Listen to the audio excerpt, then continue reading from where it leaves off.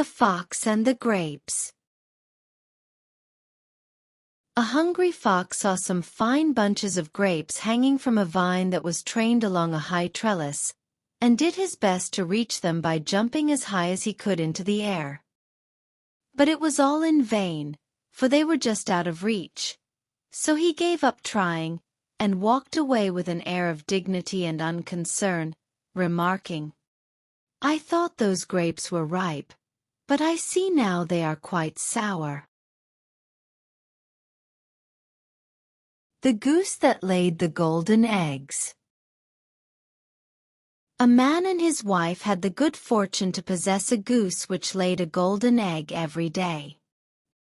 Lucky though they were, they soon began to think they were not getting rich fast enough, and imagining the bird must be made of gold inside, they decided to kill it in order to secure the whole store of precious metal at once.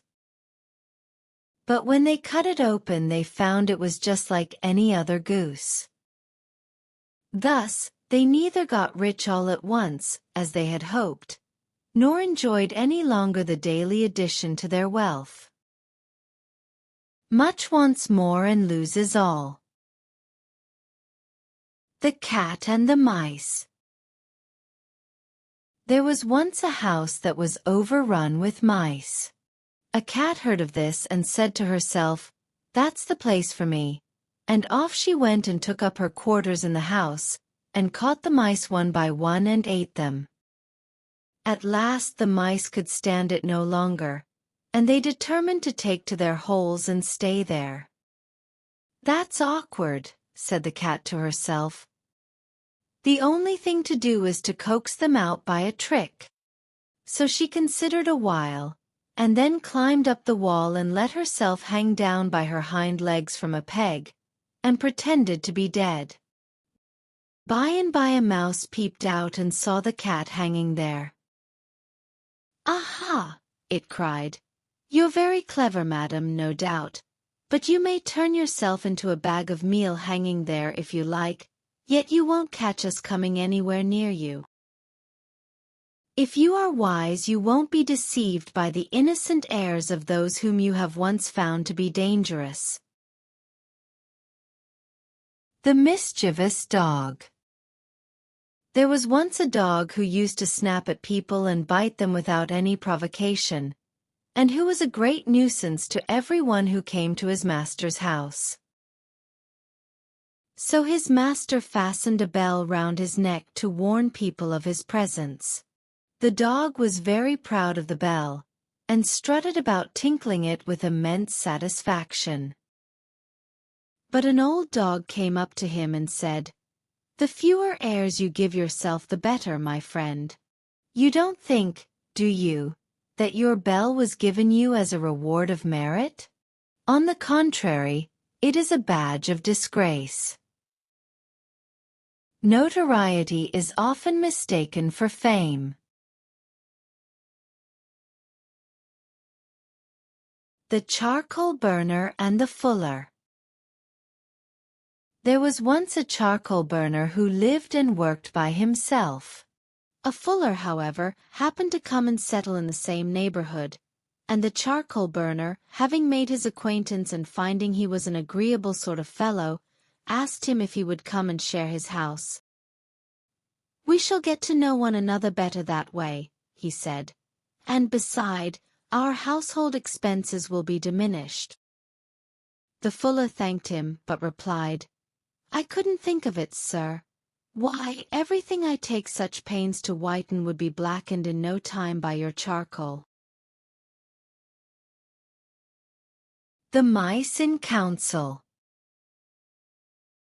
Once upon a time all the mice met together in council, and discussed the best means of securing themselves against the attacks of the cat. After several suggestions had been debated, a mouse of some standing and experience got up and said, "I think I have hit upon a plan which will ensure our safety in the future, provided you approve and carry it out. It is that we should fasten a bell round the neck of our enemy the cat, which will by its tinkling warn us of her approach." This proposal was warmly applauded, and it had been already decided to adopt it, when an old mouse got upon his feet and said, "I agree with you all that the plan before us is an admirable one, but may I ask who is going to bell the cat?"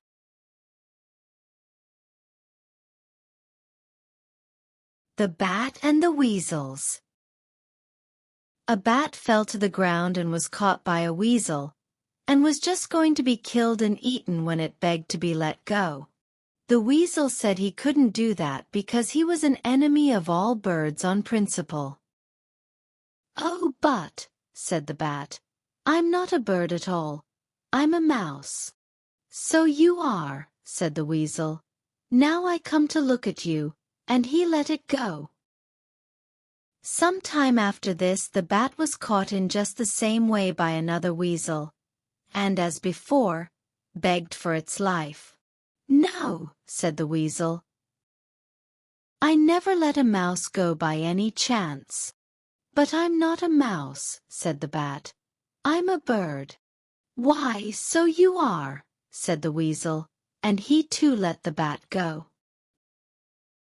Look and see which way the wind blows before you commit yourself.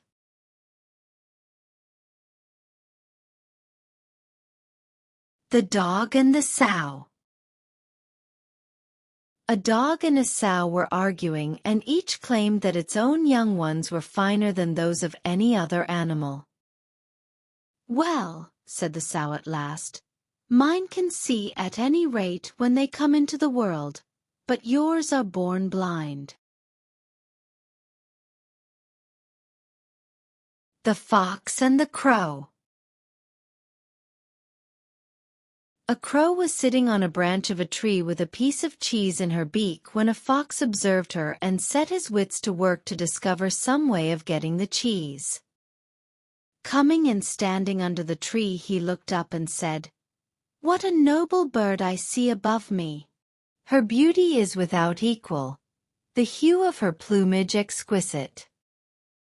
If only her voice is as sweet as her looks are fair, she ought without doubt to be queen of the birds." The crow was hugely flattered by this, and just to show the fox that she could sing, she gave a loud caw. Down came the cheese, of course, and the fox, snatching it up, said, "You have a voice, madam, I see. What you want is wits." The Horse and the Groom. There was once a groom who used to spend long hours clipping and combing the horse of which he had charge, but who daily stole a portion of his allowance of oats, and sold it for his own profit. The horse gradually got into worse and worse condition, and at last cried to the groom, "If you really want me to look sleek and well, you must comb me less and feed me more." The Wolf and the Lamb. A wolf came upon a lamb straying from the flock, and felt some compunction about taking the life of so helpless a creature without some plausible excuse. So he cast about for a grievance and said at last, "Last year, sirrah, you grossly insulted me." "That is impossible, sir," bleated the lamb, "for I wasn't born then." "Well," retorted the wolf, "you feed in my pastures." "That cannot be," replied the lamb, "for I have never yet tasted grass." "You drink from my spring then," continued the wolf. "Indeed, sir," said the poor lamb, "I have never yet drunk anything but my mother's milk." "Well, anyhow," said the wolf, "I'm not going without my dinner," and he sprang upon the lamb and devoured it without more ado. The Peacock and the Crane. A peacock taunted a crane with the dullness of her plumage. "Look at my brilliant colors," said she, "and see how much finer they are than your poor feathers." "I am not denying," replied the crane, "that yours are far gayer than mine, But when it comes to flying I can soar into the clouds, whereas you are confined to the earth like any dunghill cock.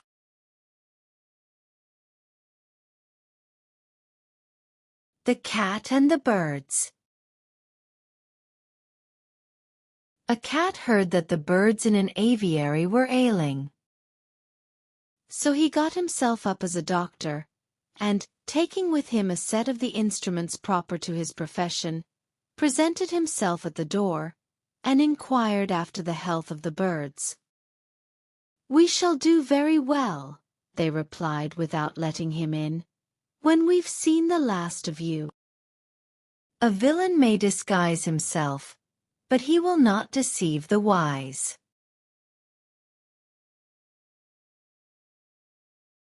The spendthrift and the swallow. A spendthrift who had wasted his fortune, and had nothing left but the clothes in which he stood, saw a swallow one fine day in early spring. Thinking that summer had come, and that he could now do without his coat, he went and sold it for what it would fetch. A change, however, took place in the weather, and there came a sharp frost which killed the unfortunate swallow. When the spendthrift saw its dead body he cried, "Miserable bird! Thanks to you I am perishing of cold myself." One swallow does not make summer.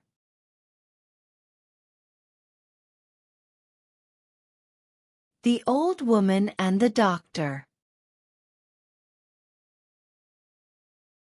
An old woman became almost totally blind from a disease of the eyes, and after consulting a doctor, made an agreement with him in the presence of witnesses that she should pay him a high fee if he cured her, while if he failed he was to receive nothing. The doctor accordingly prescribed a course of treatment, and every time he paid her a visit he took away with him some article out of the house, until at last, when he visited her for the last time, and the cure was complete, there was nothing left. When the old woman saw that the house was empty she refused to pay him his fee, and after repeated refusals on her part, he sued her before the magistrates for payment of her debt. On being brought into court she was ready with her defense. "The claimant," said she, "has stated the facts about our agreement correctly. I undertook to pay him a fee if he cured me, and he, on his part, promised to charge nothing if he failed. Now he says I am cured, but I say that I am blinder than ever, and I can prove what I say. When my eyes were bad I could at any rate see well enough to be aware that my house contained a certain amount of furniture and other things. But now, when according to him I am cured, I am entirely unable to see anything there at all."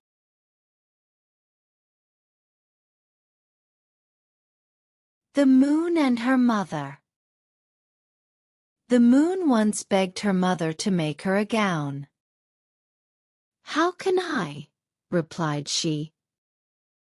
"There's no fitting your figure.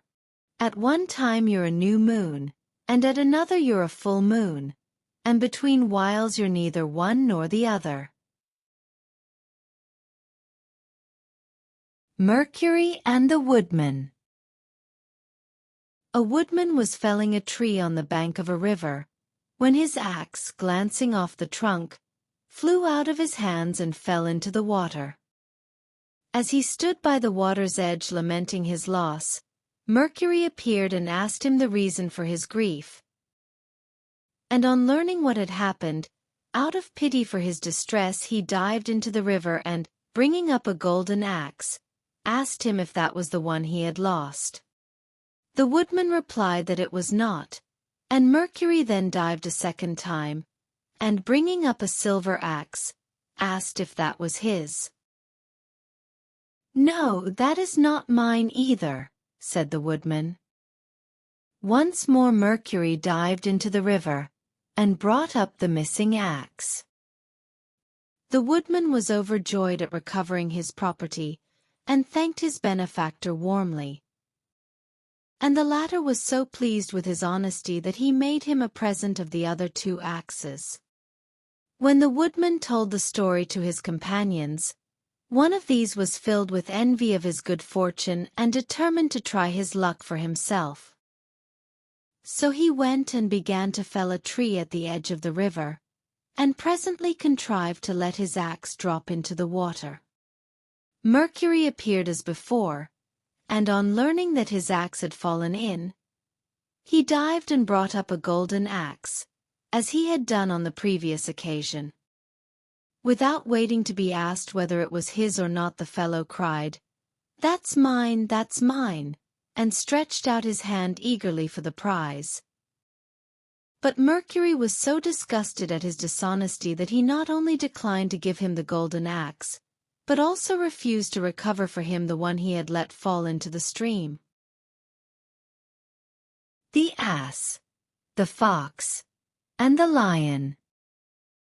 An ass and a fox went into partnership and sallied out to forage for food together. They hadn't gone far before they saw a lion coming their way, at which they were both dreadfully frightened. But the fox thought he saw a way of saving his own skin, and went boldly up to the lion and whispered in his ear, "I'll manage that you shall get hold of the ass without the trouble of stalking him, if you'll promise to let me go free." The lion agreed to this, and the fox then rejoined his companion and contrived before long to lead him by a hidden pit, which some hunter had dug as a trap for wild animals, and into which he fell. When the lion saw that the ass was safely caught and couldn't get away, it was to the fox that he first turned his attention, and he soon finished him off, and then at his leisure proceeded to feast upon the ass. Betray a friend, and you'll often find you have ruined yourself. The Lion and the Mouse. A lion asleep in his lair was waked up by a mouse running over his face. Losing his temper, he seized it with his paw and was about to kill it. The mouse, terrified, piteously entreated him to spare its life. "Please let me go," it cried, "and one day I will repay you for your kindness." The idea of so insignificant a creature ever being able to do anything for him amused the lion so much that he laughed aloud, and good-humoredly let it go. But the mouse's chance came, after all. One day the lion got entangled in a net which had been spread for game by some hunters, and the mouse heard and recognized his roars of anger and ran to the spot. Without more ado it set to work to gnaw the ropes with its teeth, and succeeded before long in setting the lion free. "There," said the mouse, "you laughed at me when I promised I would repay you, but now you see, even a mouse can help a lion." The Crow and the Pitcher. A thirsty crow found a pitcher with some water in it, but so little was there that, try as she might, she could not reach it with her beak, and it seemed as though she would die of thirst within sight of the remedy. At last she hit upon a clever plan. She began dropping pebbles into the pitcher, and with each pebble the water rose a little higher until at last it reached the brim, and the knowing bird was enabled to quench her thirst. Necessity is the mother of invention. The Boys and the Frogs. Some mischievous boys were playing on the edge of a pond, and catching sight of some frogs swimming about in the shallow water, they began to amuse themselves by pelting them with stones, and they killed several of them.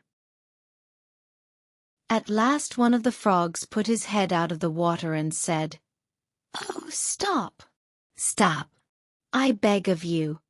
What is sport to you is death to us."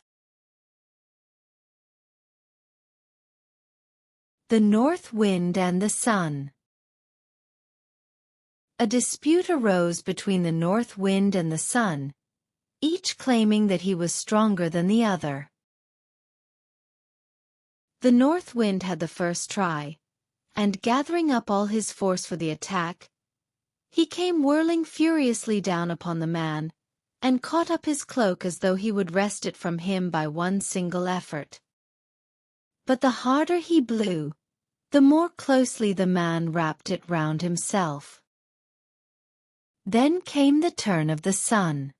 At first he beamed gently upon the traveler, who soon unclasped his cloak and walked on with it hanging loosely about his shoulders. Then he shone forth in his full strength, and the man, before he had gone many steps, was glad to throw his cloak right off and complete his journey more lightly clad. Persuasion is better than force. The Mistress and Her Servants. A widow, thrifty and industrious, had 2 servants, whom she kept pretty hard at work. They were not allowed to lie long abed in the mornings, but the old lady had them up and doing as soon as the cock crew. They disliked intensely having to get up at such an hour, especially in winter-time, and they thought that if it were not for the cock waking up their mistress so horribly early, they could sleep longer. So they caught it and wrung its neck. But they weren't prepared for the consequences. For what happened was that their mistress, not hearing the cock crow as usual, waked them up earlier than ever, and set them to work in the middle of the night. The Goods and the Ills. There was a time in the youth of the world when goods and ills entered equally into the concerns of men, so that the goods did not prevail to make them altogether blessed, nor the ills to make them wholly miserable. But owing to the foolishness of mankind, the ills multiplied greatly in number and increased in strength, until it seemed as though they would deprive the goods of all share in human affairs, and banish them from the earth. The latter, therefore, betook themselves to heaven and complained to Jupiter of the treatment they had received, at the same time praying him to grant them protection from the ills, and to advise them concerning the manner of their intercourse with men.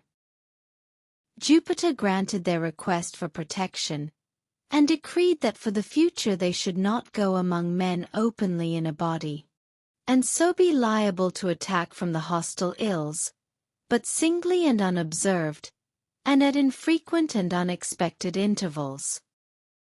Hence it is that the earth is full of ills, for they come and go as they please and are never far away. While goods, alas, come one by one only, and have to travel all the way from heaven, so that they are very seldom seen. The Hares and the Frogs. The hares once gathered together and lamented the unhappiness of their lot, exposed as they were to dangers on all sides and lacking the strength and the courage to hold their own. Men, dogs, birds, and beasts of prey were all their enemies, and killed and devoured them daily. And sooner than endure such persecution any longer, they one and all determined to end their miserable lives. Thus resolved and desperate, they rushed in a body towards a neighboring pool, intending to drown themselves. On the bank were sitting a number of frogs, who, when they heard the noise of the hares as they ran, with one accord leaped into the water and hid themselves in the depths. Then one of the older hares, who was wiser than the rest, cried out to his companions, "Stop, my friends, take heart, don't let us destroy ourselves after all. See, here are creatures who are afraid of us, and who must, therefore, be still more timid than ourselves." The Fox and the Stork. A fox invited a stork to dinner, at which the only fare provided was a large flat dish of soup.